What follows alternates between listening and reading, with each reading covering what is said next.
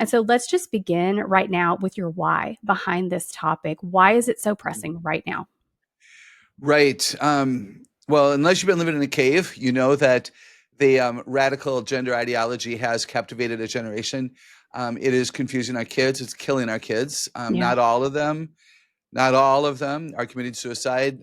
They have been told by the gay and lesbian lobbyists to go home and threaten suicide. And if you're curious, we can talk more about that. But it's dangerous. A woman cannot become a man, and a man cannot become a woman. It Right. is not possible.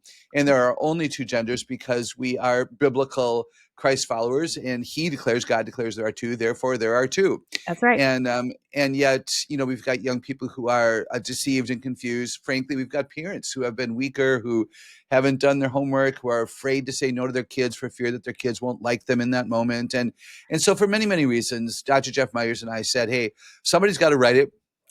I've been not wanting to write the book for probably 10 years. But coming together was the right thing to do. And we really do pray that it's a blessing to parents, grandparents, counselors, pastors. I even know of young adults and teenagers who have read it with moms and dads and have been blessed by the encouragement, the biblical truth, as well as the practical ideas that we have. So we needed to write it. It's a mess out there. Makes Yeah. us nuts. I'm angry.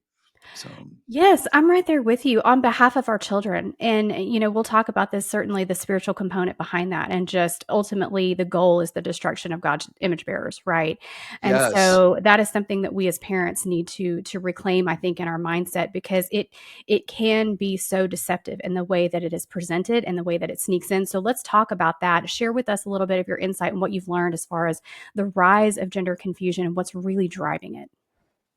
There are many things, to be honest with you. The public school ideology, let's be honest there, about 50% of the public school systems in America are still teaching a radical ideology toward gender. What I want your listeners to know is that only 4% of teachers currently agree with it. So Wow. 96% of our public school educators are being forced to do something that they don't want to do. And I just ache for them. I pray for them. So please let's affirm those who are doing it well, not teaching it or teaching it in a very minor way if they're forced to do it. Let's thank the teachers who do a really good job because it's a really hard place to be. The Yeah. medical system has been broken as well, as lying again to our families and making things happen that should not have happened. Social media is a huge factor. In fact, girls who have never mentioned believing they were born in the wrong body, who all of a sudden do, it's called rapid onset gender dysphoria. Hmm. It's almost always because of social media scrolling, Wow. where we know from the research that prior to the declaration that I need to become a boy, they have spent hours and hours and hours trolling and scrolling, following people moms and dads don't know they're following, which of course is tragic, listening to lyrics of songs that are declaring that their gender is bad. All Yeah. kinds of things are going on there. Their peer group is huge. The stereotypes are huge. So we can talk about that. Stereotypes where people believe the stereotype and therefore get trapped in a belief that is false. And then if they pursue that, really, really dangerous. Yes, absolutely. And I appreciate, listen, Dr. Kathy, we have to be bold about this. We have to be honest about this. There's no tickling of ears, and I don't like to do that on this show. I feel like we are up against a very real enemy.